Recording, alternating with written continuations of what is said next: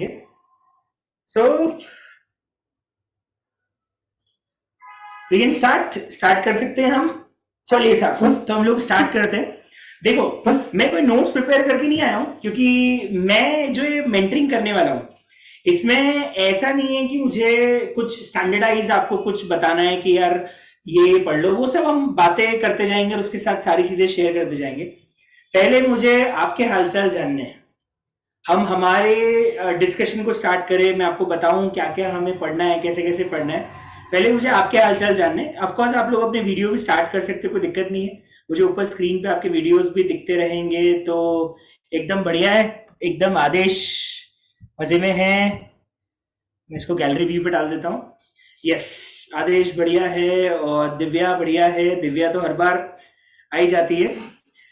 यश, क्या बात है। यश तो मेरे को आज या कल दिखा भी था एकेडमी में कहीं ना कहीं। बहुत बढ़िया। मुर्तजा भी मिला था मुझे, कल परसों ही मिला था मुर्तजा एकेडमी में। सब बढ़िया है। निकिता एक नंबर। बहुत बच्चे ज्वाइन हो गए हैं, अभी और आने वाले हैं। बहुत सारे बच्चे और आ जाएंगे। आप अपना वीडियोस चालू रखना चाहे तो चालू रख सकते हैं, कोई दिक्कत नहीं। मैं भी आप लोगों को देख रहा हूँ। Nehal Agarwal, how are you. Mute रखा है मैंने, क्योंकि मुझे इस ग्रुप का और मुझे पता है आपकी क्लास का क्या लेवल है, तो म्यूट करना बहुत जरूरी था। तो इसलिए बस वीडियो दिखता रहना चाहिए मुझे। आज वो सब कहाँ है, अतुल दिख गया मुझे। और वो कहाँ है, अपना सम्यक कहाँ है, और वो कहाँ है, कल्प कहाँ है। सम्यक ये दिख गया। Very nice, very nice. So ये जो मेंटरिंग सेशन है, ये बेसिकली आपके हालचाल जानने के लिए रखा है। नाटा सर ने आई थिंक लिया था, तरुण सर ने लिया था। मैं भी ये मेंटरिंग सेशन इसलिए ले रहा हूँ ताकि मैं आपसे हालचाल जान सकूं कि भैया अब इतने दिन हो गए अपन लोग क्लासेस में मिले नहीं है, तो अभी हॉलीडेज में क्या हुआ, हॉलीडेज में कैसे पढ़ाई करी, कॉस्ट को लेके और जीएसटी को लेके क्या क्या चल रहा है तुम्हारा, वो मेरे को थोड़ा सा जानना है।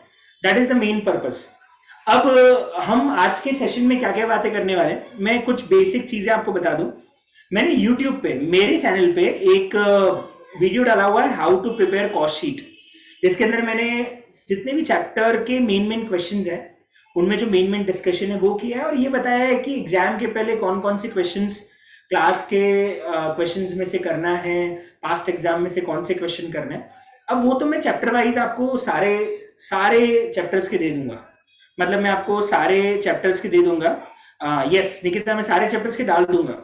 मैंने एक टेस्ट करने के लिए किया था कि वो इफेक्टिव है कि नहीं वीडियो। अगर वो इफेक्टिव है और उससे आपको कॉस्ट शीट को रिवीजन करने में थोड़ी मदद मिल रही है, तो मैं ऐसे 15-15 मिनट के शॉर्ट वीडियोस हर चैप्टर के डाल दूंगा।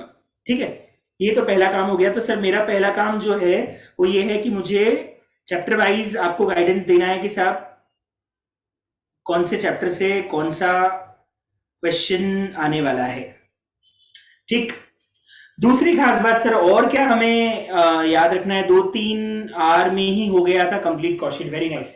एक्चुअली आपको एग्जाम के एक दिन पहले 1.5 आवर में ही कॉस्ट शीट कंप्लीट करना है।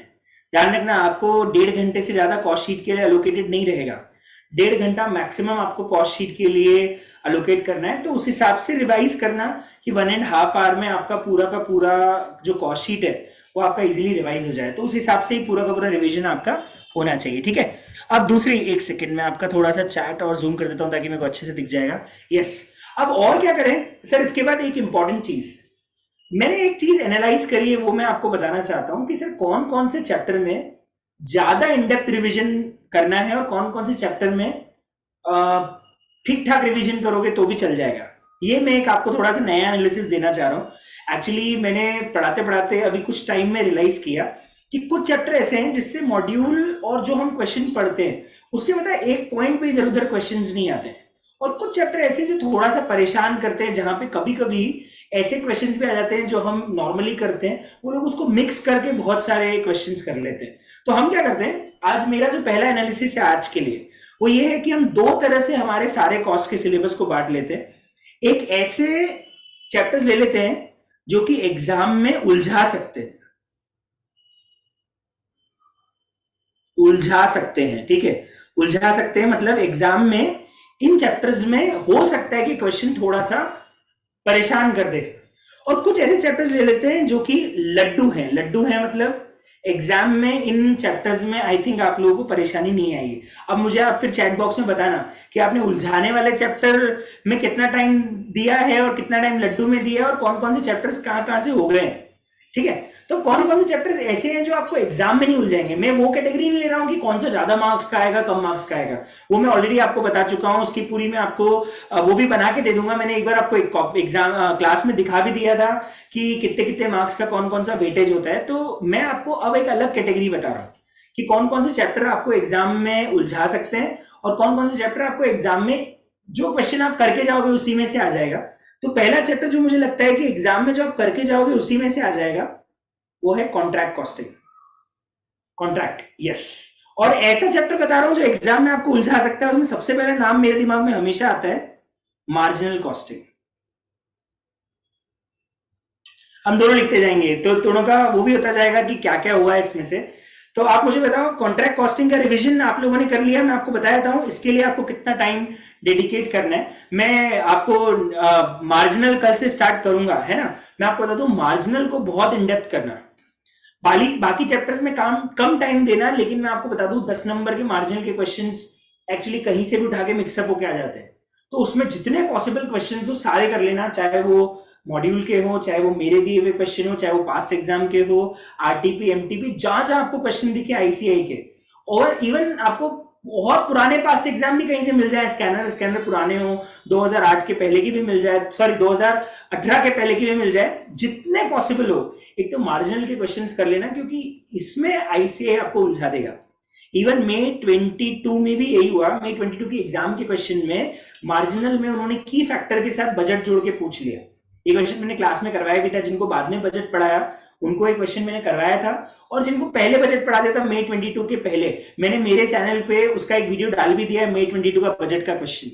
तो जिन बच्चों ने वो बाद में क्लास अटेंड नहीं करी, वो अर्ली बर्ड वाले थे, उनका क्वेश्चन मिस हो गया था क्योंकि मैंने बजट उनको मे 22 के पहले ही पढ़ा दिया। तो मे 22 का एग्जाम का क्वेश्चन आपको मेरे चैनल पे मिल जाएगा, वो जरूर करना। उसमें बजट और मार्जिनल का की फैक्टर दोनों को जोड़ के एक बहुत ही बेहतरीन क्वेश्चन बनाया। तो मैंने जो फीडबैक लिया अभी जो एग्जाम दी उन बच्चों से, तो उन्होंने इस क्वेश्चन को बाद में अटेम्प्ट किया क्योंकि उनको एकदम सिंपल नहीं लगा, थोड़ा लगा कि खतरनाक क्वेश्चन है। तो हमेशा ना मैं लिस्ट क्यों बनवा रहा हूं एग्जाम में, इसी के अकॉर्डिंग आप क्वेश्चन पेपर सॉल्व करना। आपको मैं गारंटी के साथ बोलता हूं, अगर आपने कॉन्ट्रैक्ट में जो क्वेश्चन मैं आपको how to prepare contract costing में मार्क करवा दूंगा, या जो मैंने क्लास में करवा दिए है ना, उसके बाद एक भी क्वेश्चन कॉन्ट्रैक्ट से नहीं आएगा। तो अपने को पता है क्या क्या श्योर है कि यार ये तो एग्जाम में बैठ ही जाएगा, अगर मैंने सर के नोट्स या सर ने जो बताया था वो कर लिया है। तो उसमें एक नाम आता है कॉन्ट्रैक्ट कॉस्टिंग। कहां उलझाया जा सकता है आपको एग्जाम में, उसमें पहला नाम आता है मार्जिनल कॉस्टिंग। दूसरा इजी वाला चैप्टर जहां आपको बिल्कुल नहीं उलझाया जाएगा वो है जॉइंट एंड बाय प्रोडक्ट्स। बिल्कुल नहीं उलझाया जाएगा। 5 मार्क्स का सिंपल क्वेश्चन आता है मोस्टली। क्वेश्चन में या तो फिजिकल यूनिट मेथड पूछ लेते हैं, जैसे अभी रिसेंटली जो क्वेश्चन आया था दिसंबर 21 में, उसमें उन्होंने फर्दर प्रोसेसिंग डिसीजन पूछ लिया। मोस्टली रिपीटेड क्वेश्चंस आते हैं, नया कुछ नहीं मिलेगा, मिलेगा तो भी रिवर्स कॉस्ट मेथड मिल जाएगी, फिजिकल यूनिट मेथड मिल जाएगी, 2-3 मेथड का कॉम्बिनेशन मिल जाएगा। पर जितने क्वेश्चंस क्लास में करवाए हैं, जो क्वेश्चन मार्क कराए हुए हैं निंटेंडो को छोड़ के, वो कर लोगे तो आपको जॉइंट एंड बाय में दिक्कत नहीं आएगी। तो एग्जाम में जब हम पेपर सॉल्व करने जाएं तो आपको जॉइंट एंड बाय में भी दिक्कत नहीं आएगी। अब कौन सा अगला चैप्टर उलझा सकता है, वो है स्टैंडर्ड कॉस्टिंग। स्टैंडर्ड में कई बार क्या होता है, उलझाने वाला कॉन्सेप्ट ऐसा हो जाता है कि वो कुछ नया कॉम्बिनेशन बना लेते हैं वेरिएंसेस का। जैसे हम लोग मटेरियल वेरिएंस के क्वेश्चन देखते हैं, लेबर के क्वेश्चन देखते हैं, वो लोग कई बार मिक्स क्वेश्चन पूछ लेते हैं, ओवरहेड्स में कुछ अलग इंफॉर्मेशन डाल लेते हैं। तो परेशानी आपको एक तो आएगी ओवरहेड वेरिएंस में। तो अगर ओवरहेड वेरिएंस एग्जाम में आ गया तो आप थोड़े से परेशान हो सकते हो। और दूसरा परेशानी लेबर वेरिएंस में भी आपको आ सकती है। मटेरियल वेरिएंस में आपको इतनी परेशानी नहीं आएगी, आपको परेशानी आएगी ओवरहेड वेरिएंस और लेबर वेरिएंस में। तो मैं अगेन आपको बता रहा हूं, अगर आपको लेबर और ओवरहेड वेरिएंस के दो वेरिएंस में आप परेशान हो सकते हैं, लेबर और ओवरहेड वेरिएंसेस। तो इन दो वेरिएंसेस को बहुत अच्छे से कर लेना, इनमें आप नहीं उलझोगे अगर आपने ज्यादा क्वेश्चंस प्रैक्टिस कर लिए इन दो वेरिएंसेस के। मटेरियल वेरिएंस थोड़ा इजी आता है, पर लेबर और ओवरहेड वेरिएंस के जितने प्रैक्टिस क्वेश्चन कर सको उतने कर लेना। अब होता क्या है, बच्चा हमेशा कंफर्ट जोन में रहना पसंद करता है, उसको मटेरियल वेरिएंस बहुत अच्छे से बनता है तो वो ज्यादा से ज्यादा मटेरियल वेरिएंस के क्वेश्चन करता है, लेबर के कम करता है, ओवरहेड के कम करता है। और एग्जाम में एक्चुअली वाट लगती है लेबर और ओवरहेड वेरिएंस में। तो इसीलिए सेकंड चैप्टर जो आपको उलझा सकता है वो है स्टैंडर्ड कॉस्टिंग। तीसरा चैप्टर जो आपको बिल्कुल नहीं उलझाएगा, जहां आप बिल्कुल परेशान मत होना, वो है मटेरियल कॉस्टिंग। नहीं उलझाएगा, क्योंकि अभी तक पिछले 8 या 9 अटेम्प्ट आप देखोगे ना, तो 99% दो टॉपिक में से ही एग्जाम में क्वेश्चन आए, तीन टॉपिक में से। एक तो ईओक्यू, जिसमें वो लोग आपसे पूछ लेते हैं ईओक्यू निकालो, उसका होल्डिंग कॉस्ट, उसका ऑर्डरिंग कॉस्ट निकालो, और एक और ऑर्डर देख के कंपैरिजन कर लेते हैं। 5 नंबर का पहले क्वेश्चन में ही आ जाएगा। 90% चांस से जो पहला क्वेश्चन आएगा वो 20 नंबर का, इसमें चार क्वेश्चन आते हैं 5-5 नंबर के, उसमें एक क्वेश्चन आपको मटेरियल कॉस्टिंग का दिख ही जाएगा। तो ये चैप्टर आपको बिल्कुल नहीं उलझाएगा। कभी उनको 10 नंबर में पूछना हुआ तो वो क्या करेंगे, ईओक्यू या फिर ईबीक्यू। ईबीक्यू रिवाइज किया कि नहीं किया सब लोगों ने, इकोनॉमिक बैच क्वांटिटी। ईओक्यू के साथ मैंने आपको ईबीक्यू भी पढ़ा दिया था, कर लिया ना, क्योंकि उससे बहुत क्वेश्चन आते हैं। वो बैच कॉस्टिंग का पार्ट था, पर मैंने आपको उसको ईओक्यू के साथ ही पढ़ा दिया था। बैच कॉस्टिंग जो था ना, उसमें ईबीक्यू जो था वो मैंने आपको ईओक्यू के साथ ही पढ़ा दिया था, और उसके 3-4 एग्जाम के क्वेश्चन भी करवा दिए थे। तो वो एग्जाम में आता है बेटा, ध्यान रखना। तो ईबीक्यू को मत छोड़ के जाना बिल्कुल भी। तो ईओक्यू ईबीक्यू 10 नंबर में पूछना हुआ तो ईओक्यू ईबीक्यू के साथ स्टॉक लेवल डाल देंगे, और अगर उनको कोई अलग ही क्वेश्चन पूछना हो तो स्टोर लेजर डाल देंगे। बहुत इजी पूछना हुआ तो इन्वेंट्री टर्नओवर रेशियो, कोई मतलब ही नहीं, दम वाली बात नहीं है। उसमें आईटीआर में एक आध क्वेश्चन कर लेना, मॉड्यूल में जो दिया है या जो मैंने नोट्स में कराया वो एक आध क्वेश्चन कर लेना। इन्वेंट्री टर्नओवर रेशियो में से उसमें से कुछ भी नहीं आएगा। अच्छा क्वेश्चन पूछना हुआ तो जो मेरे नोट्स से पीछे के क्वेश्चन है, जहां पे उन्होंने वो सेफ्टी स्टॉक वाले पॉइंट्स है, वो बहुत अच्छे लेवल के क्वेश्चन है। तो वो क्वेश्चन तब पूछेंगे जब उनको 10 नंबर का मटेरियल कॉस्टिंग पूछना हुआ। अगर उनको 5 नंबर का पूछना है तो आपसे ईओक्यू प्लस स्टॉक लेवल सीधा पूछ लेंगे, या फिर अगर उनको 10 मार्क्स का पूछना हुआ तो फिर वो होल्डिंग कॉस्ट वाले 2 क्वेश्चन करवाए थे मैंने। एक क्वेश्चन तो था जिसमें अलग अलग प्रोबेबिलिटी दी हुई थी, अगर आपको याद हो तो वो एक जरूर प्रैक्टिस करके जाना। और एक था लीड टाइम वाला, जिसमें डिले इन लीड टाइम था। वो बहुत स्पेशल क्वेश्चन है, और वो आज से 8-10 साल पहले एग्जाम में आया था, उसके बाद कभी आया नहीं है। तो मेरा दिल पता नहीं अंदर से क्यों बोल रहा है कि अगर उनको टिपिकल क्वेश्चन पूछना हुआ तो वो सेफ्टी स्टॉक वाले पॉइंट में से वो पॉइंट डाल देंगे डिले इन लीड टाइम वाला, जिसमें वो 5% का बिलिंग है सेफ्टी स्टॉक वाला, और एक बार 15% का बिलिंग है सेफ्टी स्टॉक वाला, स्टॉक आउट कॉस्ट वाला। यस, वो एक बार कर लेना अच्छा करने के लिए। बाकी मेरे को पता है मटेरियल में से अगर उन्होंने ईओक्यू और स्टॉक लेवल पूछा ना, बिल्कुल आपको उलझन नहीं होगी, आप आराम से एग्जाम में सॉल्व कर लोगे। तो इसको एक बार ऐसे पढ़ के जाना कि अच्छे से जो क्वेश्चंस कराए वो रिवाइज कर लेना। बहुत ज्यादा इनडेप्थ बार बार रिवाइज इस चैप्टर को करने की जरूरत नहीं। बार बार रिवाइज किसको करना है, मार्जिनल को, स्टैंडर्ड को। मतलब कॉन्ट्रैक्ट, जॉइंट एंड बाय और मटेरियल में अगर आप 2 रिवीजन कर रहे हो तो मैं बोलूंगा मार्जिनल और स्टैंडर्ड जैसे चैप्टर में आपको 3 रिवीजन लगेंगे। और number of questions marginal standard के ज्यादा करना as compare to contract, joint and by और मटेरियल कॉस्टिंग। ठीक है, अभी उसमें भी आएंगे किस चैप्टर में कितना टाइम अलॉट करना है, कितने घंटे में कौन सा चैप्टर हो जाना चाहिए, मैं सब लिख दूंगा। पहले मैं आपको ये बता रहा हूं कौन से चैप्टर पे ज्यादा फोकस, कौन से चैप्टर पे कम फोकस, मार्क्स वाइज नहीं, एग्जाम में उलझाने वाइज। तीसरा चैप्टर जिसमें वेराइटी ज्यादा आपको करनी चाहिए, जिसमें आप उलझ सकते हो, वो है बजट। मैं बोल रहा हूं चैप्टर डिफिकल्ट नहीं है, पर इसमें वेराइटी ऑफ क्वेश्चंस बहुत ज्यादा है, पर है बहुत इजी। बस आपको नया क्वेश्चन मिल सकता है बजट के अंदर। बजट के अंदर वो लोग क्या करेंगे, वो आपको पूछेंगे सिंपल इनकम स्टेटमेंट, वो आपको पूछेंगे प्रॉफिट निकालो, वो आपको पूछेंगे ये फ्लेक्सिबल बजट बनाओ, और ये पुराना है कि सेल्स प्रमोशन के पहले क्या, सेल्स प्रमोशन के बाद क्या। या फिर वो जो ट्रेडिशनल क्वेश्चन आता है, सेल्स बजट बनाओ, परचेज बजट बनाओ, प्रोडक्शन बजट बनाओ, वो पूछ सकते हैं। लेकिन क्या है, बजट में स्कोप है।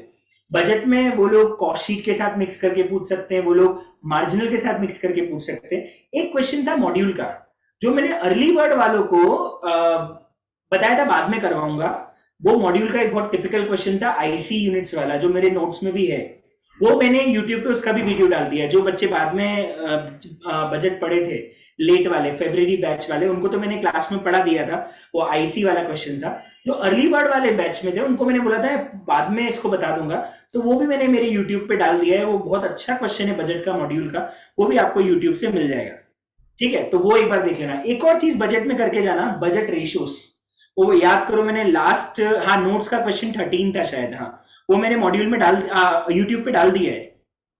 वो मैंने यूट्यूब पे डाल दिया है। एक बजट रेशियोस करके भी मैंने आखिरी दिन पढ़ाया था, अगर आप सब लोगों को याद हो तो। मैंने जब क्लास खत्म हो रही थी उसके एक दिन पहले आपको बजट रेशियोस का एक टॉपिक पढ़ाया था।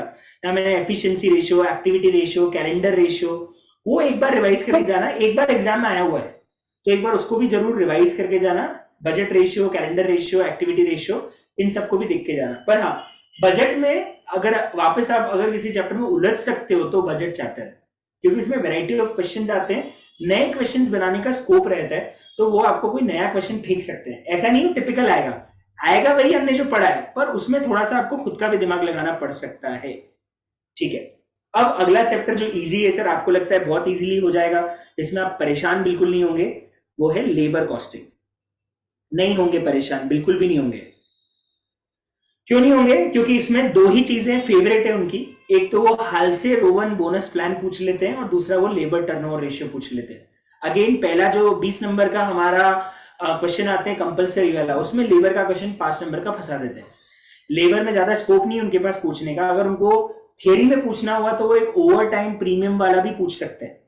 Treatment of over time premium, उसका क्वेश्चन क्लास में करवाया है, मॉड्यूल में भी था, जिसमें अपन ने अगर एबनॉर्मल रीजन के कारण ओवर टाइम हुआ है तो पेन में डालेंगे, सीजनल है तो ओवरहेड्स मानेंगे, रेगुलर है तो इन्फ्लेटेड रेट से उसका रेट वेज रेट निकालेंगे। वो एक क्वेश्चन करके जाना, हाल से रोवन बहुत अच्छे से करके जाना, और साथ में करके जाना आप लेबर टर्नओवर रेशियो। उसमें एक चीज कंफ्यूज मत होना, इक्विवेलेंट लेबर टर्नओवर भी पूछते हैं वो लोग कई बार। अब वो इस बार के एग्जाम में ही पूछ लिया था उन्होंने मई 22 में इक्विवेलेंट लेबर टर्नओवर, तो बच्चे एकदम खतरनाक कंफ्यूज हो गए। इक्विवेलेंट लेबर टर्नओवर क्या होता है? कुछ नहीं करना है, अगर मान लीजिए आपको क्वेश्चन में डेटा दिया हुआ है 3 महीने का और आपका लेबर टर्नओवर आ रहा है 10%, मान लो फ्लेक्स मेथड से आपका लेबर टर्नओवर रेशियो आ रहा है 10% 3 महीने का, ठीक है, तो इक्विवेलेंट लेबर टर्नओवर हो जाएगा साल भर का, तो 3 महीने का 10% है तो साल भर का 40%, मतलब डिवाइड बाय 3 इंटू 12 कर लेंगे। इक्विवेलेंट मतलब एनुअल लेबर टर्नओवर निकालना है, तो अगर 3 महीने का लेबर टर्नओवर रेशियो 10% है तो साल भर का 40% हो जाएगा। तो अगर आप एलटीआर निकालो और वो आपसे एनुअल पे कर देना, 6 महीने का दिया है तो डिवाइड बाय 6 इंटू 12 कर लेना, 3 महीने का दिया है तो डिवाइड बाय 3 इंटू 12 कर लेना, इतना ही करना रहेगा आपको इक्विवेलेंट के अंदर। तो ये इक्विवेलेंट लेबर टर्नओवर एक बार बेस बता दिए, यही है लेबर टर्नओवर हाल से रोवन, ये कर लोगे ना 90% चांस है इसके बाहर नहीं आएगा आपका पेपर। और एक ओवर टाइम प्रीमियम का एडजस्टमेंट जरूर करके चले जाना। तो इजी लड्डू चैप्टर में एक और चैप्टर आया था लेबर कॉस्टिंग, डिफिकल्ट चैप्टर में कौन सा आएगा जहां से वो वेराइटी ऑफ क्वेश्चंस पूछ सकते हैं, और बहुत इंपॉर्टेंट चैप्टर है एक्टिविटी बेस्ड कॉस्टिंग।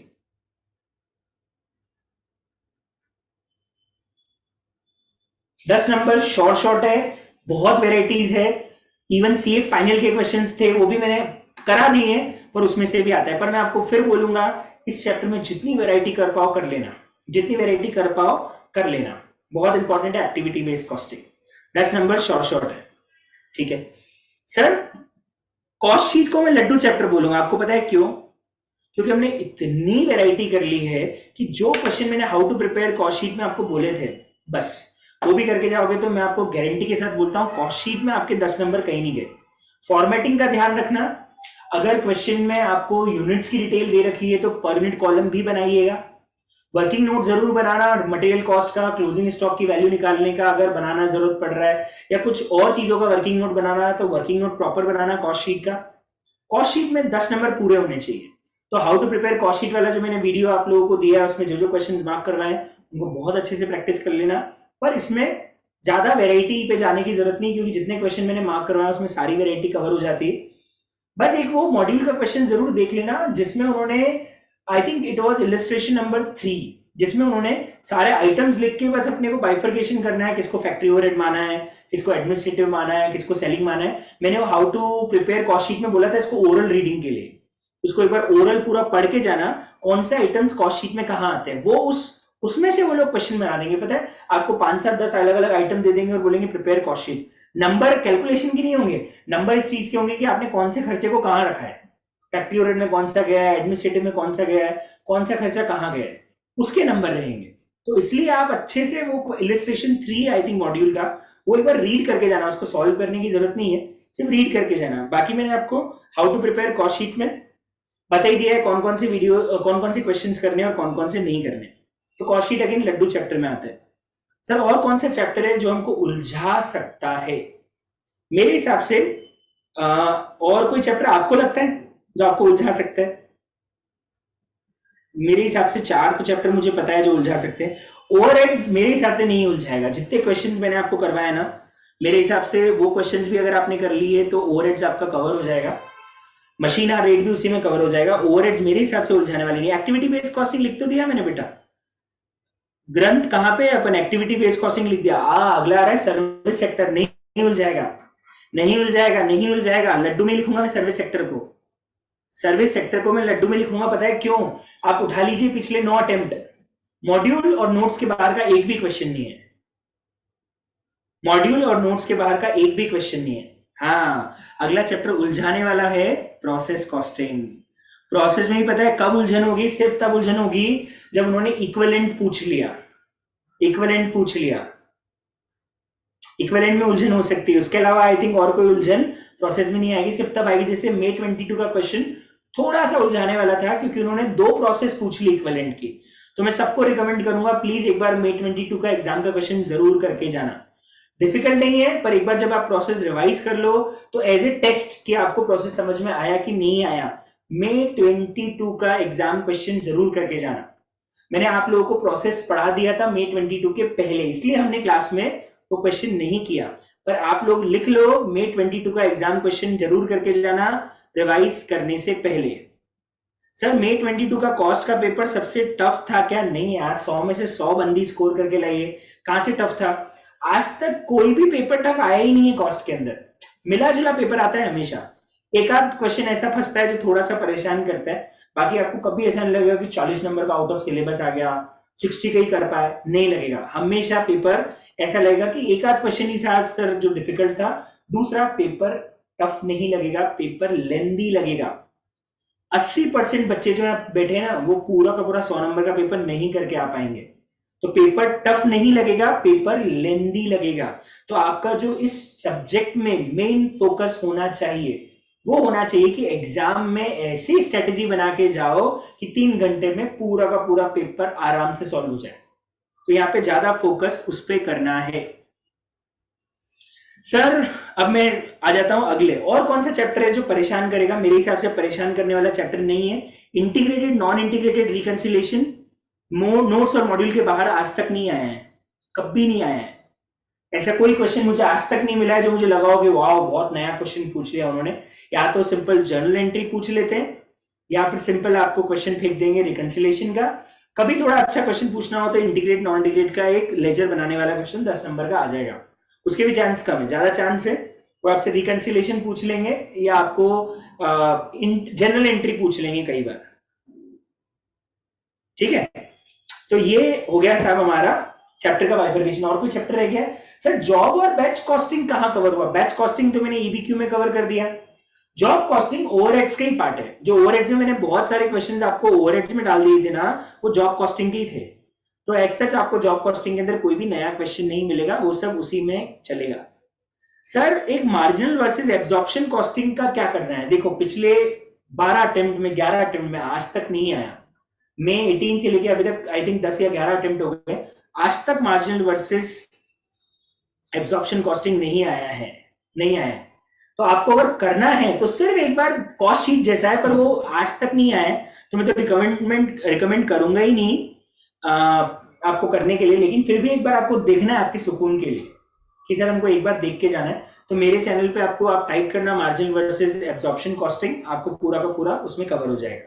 ठीक है, पेशेंस रखो। अगला सवाल आ रहा है सार्थक का, की फैक्टर मार्जिनल कॉस्टिंग में है? हाँ भैया बिल्कुल है, करवाया है क्लास में। कैसी बात कर रहे हो, कैसी बात कर रहे हो खुशी बेटा? की फैक्टर तो करवाया है हमने क्लास के अंदर। इस बार मे 22 की एग्जाम में आया भी है और क्लास में बहुत सारे क्वेश्चन करवाए हैं हमने की फैक्टर के, है ना बेटा? तो मे 22 की एग्जाम में भी आया है। सो की फैक्टर तो बहुत इंपॉर्टेंट है, मार्जिनल में से करना ही करना है। यस, बॉटलनेक्स की फैक्टर बहुत बढ़िया। तो अब ये तो पता पड़ गया कि सर एग्जाम में कौन से चैप्टर में ज्यादा टाइम देना है एग्जाम के पहले, और रिवीजन में कौन से चैप्टर में कम टाइम देना है।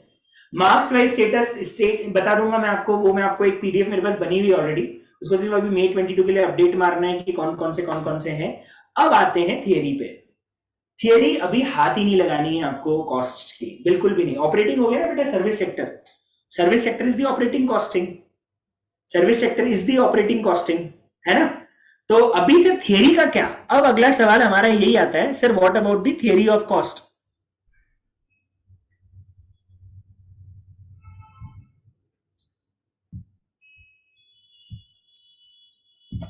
हाँ सर, तो थियरी का क्या सर? थियरी अभी हाथ ही नहीं लगानी है, थियरी अभी हाथ ही नहीं लगानी है। यस, ध्यान रखना, आपको अभी थियरी हाथ ही नहीं लगानी है। अभी आपको सिर्फ और सिर्फ फोकस करना है प्रैक्टिकल पे। क्यों? क्योंकि पहली बात तो कॉस्ट की थियरी एफएम से भी ज्यादा बोरिंग है। आपने एफएम की थियरी पढ़ ली क्या? एफएम की थियरी पढ़ ली क्या? जल्दी बताओ, जल्दी बताओ, जल्दी बताओ। बहुत इंटरेस्टिंग लगी या बोरिंग लगी? बहुत इंटरेस्टिंग लगी या बोरिंग? बोरिंग। कॉस्ट की भी उतनी बोरिंग है जितना इंटरेस्टिंग कॉस्ट का प्रैक्टिकल है ना, कॉस्ट की थियरी उतनी बोरिंग है। तो पहली बात, अभी तो पढ़नी नहीं है, पढ़नी ही नहीं, क्योंकि मैंने आपको पहले ही बताया था थियरी बैकअप की तरह रखने का है। थियरी को एग्जाम में सिर्फ तब करना है जब तक आपको लगे कि मेरे से प्रैक्टिकल बन ही नहीं पा रहे, तो ही थियरी पे जाना, बाकी थियरी को करने की जरूरत ही नहीं है। ठीक है। अब दूसरी बात आती है, थियरी आप पढ़ाओगे कि नहीं पढ़ाओगे? मैं आपको थियरी के 15-15 मिनट के छोटे छोटे वीडियो बाइट्स बना के दे दूंगा। मैं खुद ही रिकॉर्ड करूंगा, तो आपको लाइव चाहिए तो मैं लाइव आपको वीडियो बता दूं, पढ़ा दूंगा साथ साथ। या आप बोलो सर हम हमारी कन्वीनियंसी से देखना चाहते हैं, तो मैं आपको 15-15 मिनट के छोटे छोटे वीडियोस बना के दे दूंगा। सर थियरी एग्जाम में कितने नंबर की आती है? सर एग्जाम में थियरी आती है ऑप्शनल में 20 नंबर की, ऑप्शनल में 20 नंबर की। यस सर, एक बार करके जाना, एक बार बिल्कुल करके जाना, पर उसको ना, उसके लिए एक्स्ट्रा टाइम नहीं देना है अपने को। तो अपन कैसे करेंगे, रोज जब तक आपको लगे कि यार मेरे पास कुछ काम नहीं है, 15 मिनट का वो वीडियो देख लेना, आज का थियरी खत्म। 15-15 मिनट के छोटे छोटे वीडियो बना के मैं आप लोगों को दे दूंगा, तो आपका काम हो जाएगा। आपको अलग से पूरा थियरी के लिए टाइम देने की जरूरत है ही नहीं, और अगेन उसको ऑप्शन में ही रखना है, बैकअप की तरह रखना है। तो ट्राई यही करना है कि हम 100 में से 100 नंबर का प्रैक्टिकल करके आए, और गारंटी के साथ आपको बहुत अच्छा स्कोर करोगे अगर आप प्रैक्टिकल पे जाओगे। थियरी पे जाओगे तो समय भी खराब होगा और स्कोर भी बिगड़ेगा। तो ट्राई करना थियरी को नहीं करने की, प्रैक्टिकल पे ही जाना है। नहीं भी करे तो चलेगा क्या? देखो क्या होता है, नहीं भी करे तब चलेगा जब आपको मतलब पास होना है, एग्जामिशन लानी है। अगर आपको चाहिए नहीं मतलब 90+ स्कोर करना है, तो करके जाना, क्योंकि कभी ऐसा क्वेश्चन आ गया प्रैक्टिकल जो बिल्कुल नहीं आ पा रहा है, तो कम से कम थियरी में 60% मार्क्स तो मिल ही जाएंगे, 20 में से 12, 13, 14 नंबर तो आ ही जाएंगे। तो वो आप थोड़ा सा ध्यान रख लेना, ठीक है। तो ये तो हमारा क्लियर हो गया कि सर कौन कौन से चैप्टर्स हमको कितना डिटेल में पढ़ना है। सर अब एक सवाल आता है, कितना कितना टाइम किस किस चैप्टर को रिवाइज करने में लगना चाहिए? देखो अब जो मैं बता रहा हूं वो कोई स्टैंडर्ड नहीं है, क्योंकि डिपेंड करता है आपकी स्पीड पे। मेरे हिसाब से जो टाइम आपको फर्स्ट रिवीजन में देना है हर चैप्टर के लिए, वो ये है कि आप है ना, सबसे ज्यादा टाइम आपको पता है इन 5 चैप्टर में देना है, कितने कितने घंटे लगने चाहिए। तो कॉस्ट शीट मेरे हिसाब से 3 आवर्स में आप रिवाइज कर सकते हो। 3 hours, 3 hours, I think 3 hours. Contract costing 3 hours enough है, ज्वाइन बाय 3 आवर्स इनफ है। Material costing may be it will take 4 hour because variety of question ज्यादा है। Labour costing again 4 hours because question variety अच्छी खासी है। Overhead will take a lot of time, so I am allotting 8 hours, 10 hours for overheads. It will take time because there are a lot of different questions and there are a lot of variety of questions. Again, for service sector, I am allotting 8 hours. Non-integrated, I think 4 hours is more than enough. Marginal costing, again, I am allotting 8 hours because you need to solve a lot of different questions, so maybe 8 to 10 hours. Standard costing, again, 8 hours. Budget हो जाएगा 6 घंटे में, 6 hours. Even activity based भी हो जाएगा 6 hours के अंदर। इतने सारे क्वेश्चंस कर भी लोगे ना, तो ही मुझे लगता है 6 घंटे से ज्यादा तो बहुत बता दिए मैंने, 6 घंटे भी और कम में हो जाएगा। प्रोसेस फिर ले लेगा 8 आवर्स। ठीक, ये मैंने बताया एक स्टैंडर्ड टाइम। कुछ बच्चे इसको कम में भी कर सकते हैं, कुछ बच्चे फास्ट फास्ट करने जाएं तो कर सकते हैं, पर एक चीज ध्यान रखना, अभी आप पहला रिवीजन कर रहे हो, मैं उसका टाइम बता रहा हूं, ये एग्जाम के एक दिन पहले का नहीं, क्योंकि एग्जाम के एक दिन पहले आपके पास इतना टाइम नहीं है। ये पहले रिवीजन के लिए टाइम है, जो आप चालू करने वाले हो या आपने स्टार्ट कर भी दिया होगा, उसके लिए मैं एक स्टैंडर्ड टाइम बता रहा हूँ। और हेलो, इस 8 आवर्स में आपको सिर्फ और सिर्फ मेरे क्लास नोट्स ही नहीं करने हैं, जो जो क्वेश्चन मैंने क्लास में करवाया है, चाहे वो पास्ट एग्जाम हो जाए, चाहे वो मॉड्यूल हो जाए, चाहे वो क्लास नोट्स हो जाए, मैं आपको हाउ टू प्रिपेयर चैप्टर में डाल दूंगा। वो मोस्टली वही क्वेश्चन है जो मैंने क्लास में मार्क करवाए, वो आपको करने हैं, उसमें टाइम दिया है मैंने इतने इतने घंटे का। ठीक है। मॉक टेस्ट वन के लिए कैसे करें? तो मॉक टेस्ट वन में अभी बेटा आधे चैप्टर्स ही तो आ रहे हैं। कौन से सारे चैप्टर्स आ रहे हैं मॉक टेस्ट वन में? कौन कौन से चैप्टर आ रहे हैं अभी मॉक टेस्ट वन में? कौन कौन से चैप्टर्स आ रहे हैं?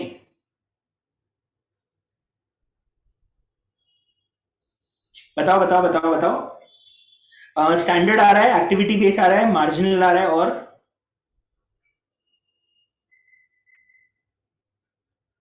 थियरी नहीं आ रही है। मैंने मना कर दिया है, मैंने मॉक टेस्ट वन में थियरी हटवा दी है।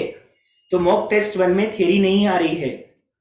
सो या मॉक टेस्ट वन में आ रहा है कॉस्ट शीट, है ना? मैं आपको एक बार मार्क कर देता हूँ। मॉक टेस्ट वन में आ रहा है cost sheet, mock test one में आ रहा है मार्जिनल, मॉक टेस्ट वन में आ रहा है स्टैंडर्ड, मॉक टेस्ट वन में आ रहा है cost sheet, service sector, marginal, standard, activity base और कॉस्ट अकाउंटिंग सिस्टम। ठीक है।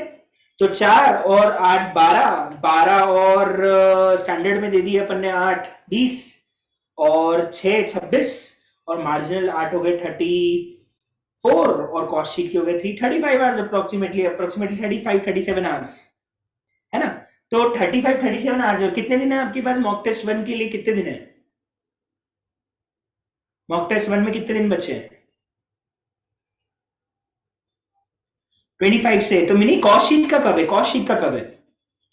कॉस्ट शीट का कब है? 29 अगस्त। Means you are left with around 9 days.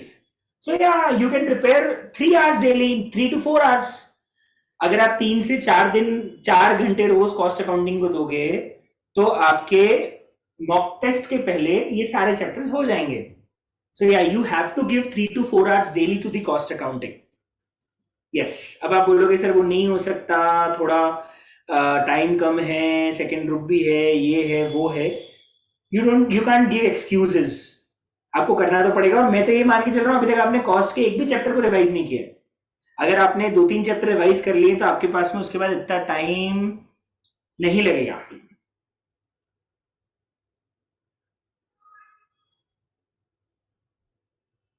Yes. 4 chapter हो गए, कुछ बच्चों के 2 हो गए, कुछ बच्चों के 3 हो गए। तो आई डोंट थिंक सो कि इतना टाइम लगेगा, आप आराम से कर सकते हो। फिर भी आपको मैं बता रहा हूं कि टोटल मिला के 2 ढाई घंटे 3 घंटे रोज स्टार्ट करोगे। अगर स्टार्ट बिल्कुल नहीं किया है तो भी हो जाएगा, और अगर कर लिया है तो उसके हिसाब से आप टाइम एलोकेट कर देना। बहुत बढ़िया। ओके। एक्टिविटी और सर्विस कैसे करूं? ओके। दोनों का रिवीजन डाला हुआ है। एक्टिविटी बेस्ड कॉस्टिंग का आधे घंटे का एक बेहतरीन रिवीजन है, और सर्विस सेक्टर कॉस्टिंग का भी एक बढ़िया सा रिवीजन मैंने मेरे चैनल और नाटा के चैनल पे दोनों पे डाला हुआ है। तो आपको एक्टिविटी बेस्ड कॉस्टिंग और सर्विस सेक्टर का रिवीजन देख लो, उसके बाद एक्टिविटी बेस्ड और सर्विस सेक्टर में बिल्कुल भी दिक्कत नहीं आएगी। सर सारे क्वेश्चंस लिख लिख के प्रैक्टिस करें क्या? जो जो क्वेश्चंस मैंने बोला था इंपॉर्टेंट है, जो जो क्वेश्चन पास्ट एग्जाम के हैं, कम से कम वो तो करनी ही चाहिए। तो वो तो आप प्लीज कर दीजिए, बिल्कुल करिए। रिकंसिलेशन में प्रॉब्लम आ रही है रितेश दादा, आपके चरण हाथ क्या धो के पी लूं मैं? You are the only one जो से कह रहा है कि रिकंसिलेशन स्टेटमेंट में दिक्कत आ रही है। तो रिकंसिलेशन स्टेटमेंट को रिवाइज करने के लिए वो तरीका फॉलो करो सिंपल, कि किसका कि कहाँ ज्यादा प्रॉफिट होगा, कहाँ कम प्रॉफिट होगा। तो आई थिंक उसके बाद दिक्कत नहीं आएगी। सर चैप्टर वाइज मार्क्स का वेटेज बता दीजिए, क्या क्या रहने वाला है? वो मैं आपको भेज दूंगा। मैंने मैंने जुलाई 21 का तो ओके मैं बता ही देता हूँ, 1 मिनट मैं दिखाई देता हूँ आपको। चैप्टर वाइज मेरे पास होना चाहिए, एक सेकंड मेरे पास होना चाहिए। चैप्टर वाइज मार्क्स का वेटेज भी मैं आपको दिखा देता हूँ।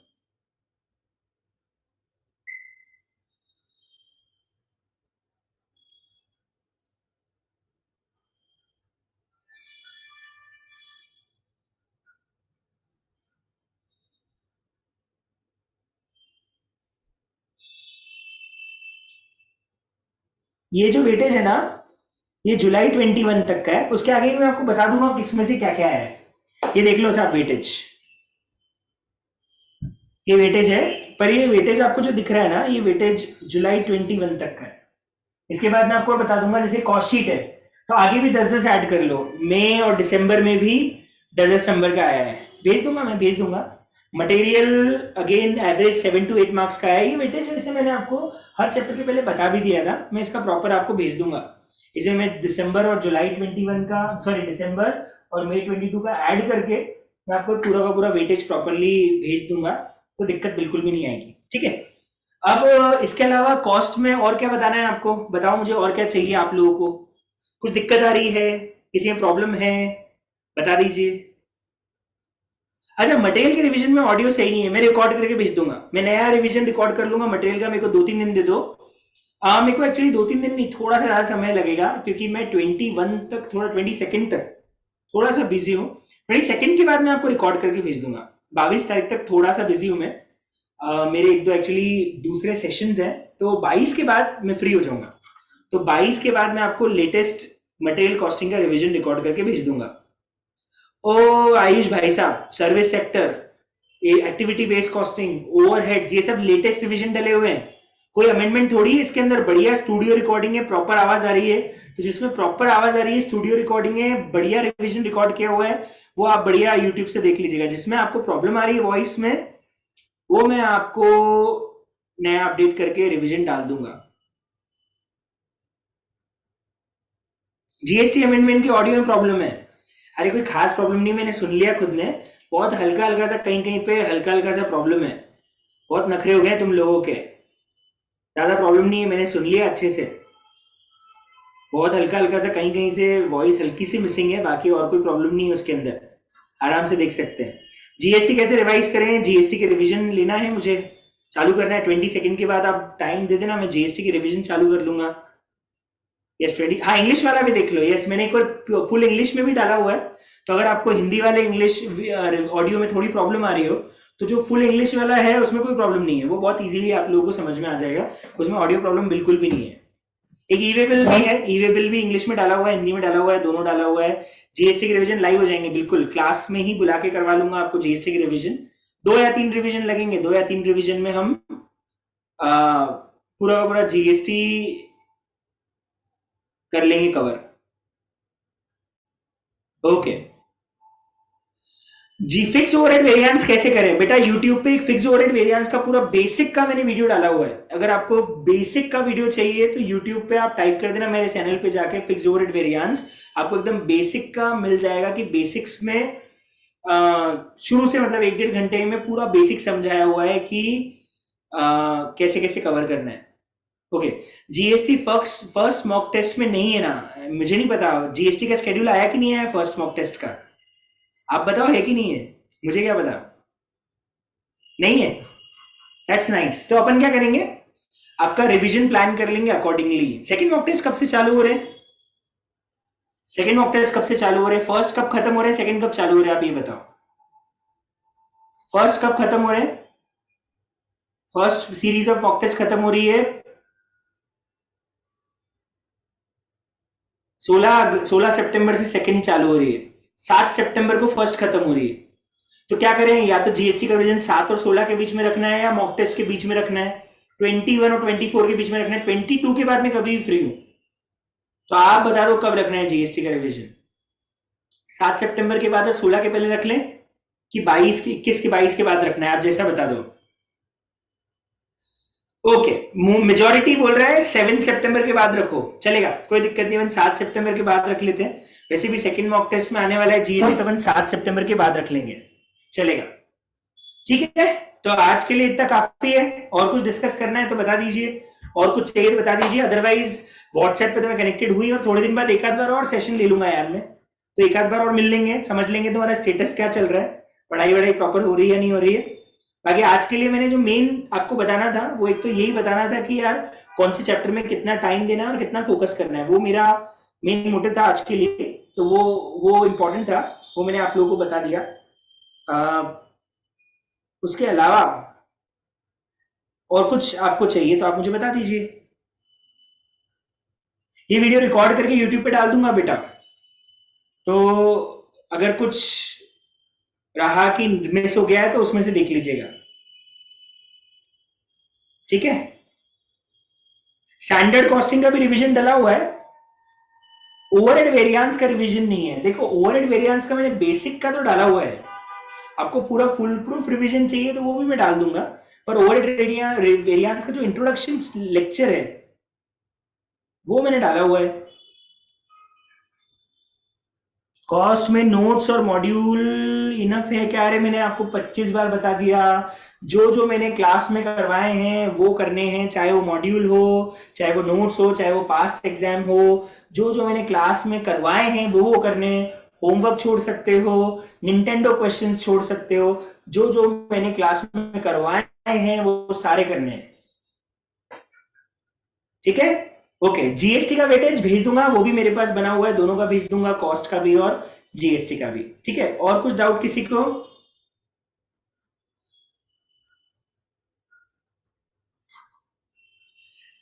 चलिए साहब, बहुत बढ़िया। तो यहाँ पे हम खत्म करते हैं आज का डिस्कशन। मजा आया आपसे बहुत दिन बाद इंटरेक्शन करने में, और कुछ उर्दंग बच्चों के कारण मैं ऑडियो चालू नहीं कर पाया, बाकी मेरा मन तो ऑडियो चालू करने का भी था, पर मैंने कहा छोड़ो यार, अब इतनी इतने उर्दंग बच्चे हैं कि ऑडियो चालू कर दिया तो नंगापा चालू हो जाएगा, इसलिए ऑडियो चालू नहीं किया। आप बढ़िया अच्छे से रिवाइज करो, बेस्ट ऑफ लक, और मॉक टेस्ट अच्छे से देना।